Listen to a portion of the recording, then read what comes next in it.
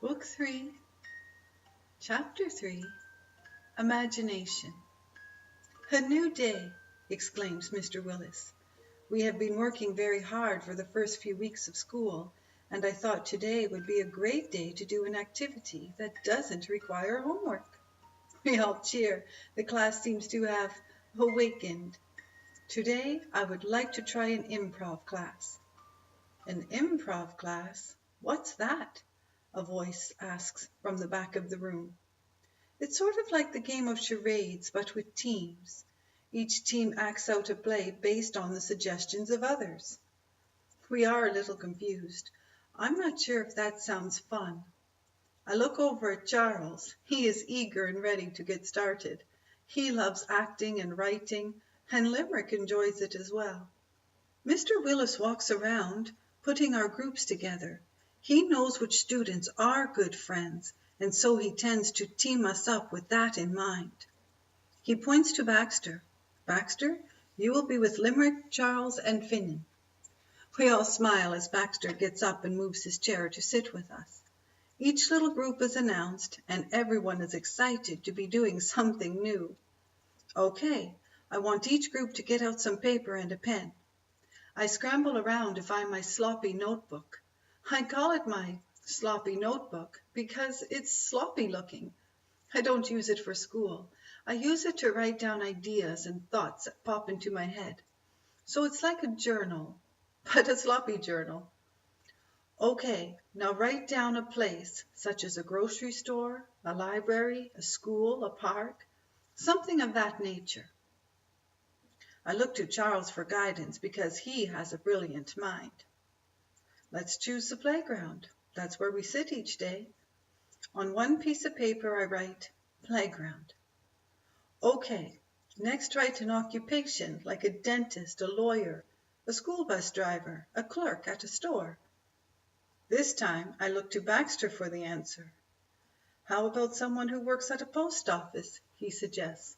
Great idea, I reply, and I write post office clerk. On and on, Mr. Willis calls out, and each time we write it down on a separate piece of paper. When he has finished, he says, okay, I want you to place the paper with your location inside this basket. He walks around and we each put in our ideas for places. Okay, now the ones with your occupation in this basket. We do the same. It is fun just making the game. After all the papers have been collected, Mr. Willis says, okay, class, now that we have everything ready, who would like to be the first group to come up? Charles raises his hand eagerly, and I give him a look that says, no way, I'm not going first. Baxter raises his hand too, just to be playful with me. I am being outnumbered. Limerick just laughs and goes along with it. Mr. Willis calls on us. We stand up together and walk to the front of the classroom. We have no idea what to expect. Okay, Limerick, pull out a place. Limerick places her hand inside the basket and pulls out a crumpled piece of paper. Not everyone is neat. What does it say? Mr. Willis asks. It says grocery store. Okay, Baxter, pull out an occupation. Baxter places his hand in another basket and pulls out a pink piece of paper. What does it say? Police person. Police person. That is being gender friendly, Mr. Willis comments, and everyone starts to laugh. Okay, Finn, you get to pull out an activity. I place my hand in the basket to retrieve another crumpled piece of paper. It says bowling. Okay, now here is what you will do. As a group, you will create a short play incorporating all these things. The four of us look at each other, stunned. I think Baxter is sorry he raised his hand now, but Charles was so eager. We will give you a few minutes to prepare. Charles huddles us together. He organizes it quickly. It should be a lot of fun. We act out a scene where the three of us are bowling in the grocery store, and a policeman comes in to tell us we aren't allowed. Our classmates roar with laughter. Baxter is the policeman, and he picks up Charles and takes him out of the room. We get a standing ovation. Afterwards, we head back to our seats with big grins, knowing we made everyone laugh. The next group is up. One by one, we play this game, and I must admit, it is the most fun we have had so far in grade 6.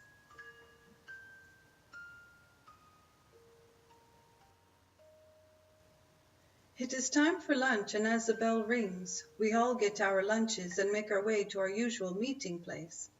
Baxter joins us, and we laugh about the play we have just performed.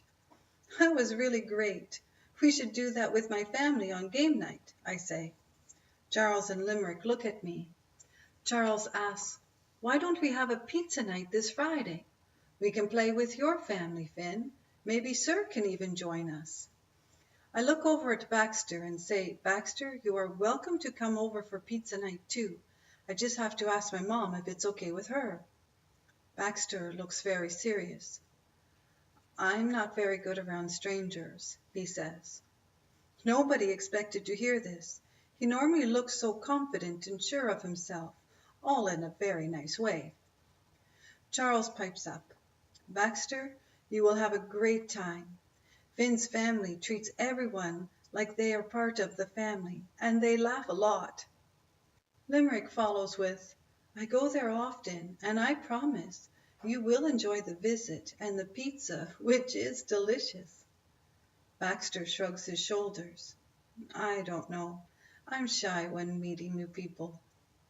"I have an older sister who you might find interesting," I say, coaxing him with my elbow. "I still don't know," he says again, mumbling this time. "I have a little brother who always has something funny to say. He has a pretend circus in the backyard." "You have a little brother?" Baxter asks in a perked up voice. "Yes, Tiernan. He just turned 6. "I like kids," he mumbles. "I will think about it." We all give each other high fives and continue with our lunch.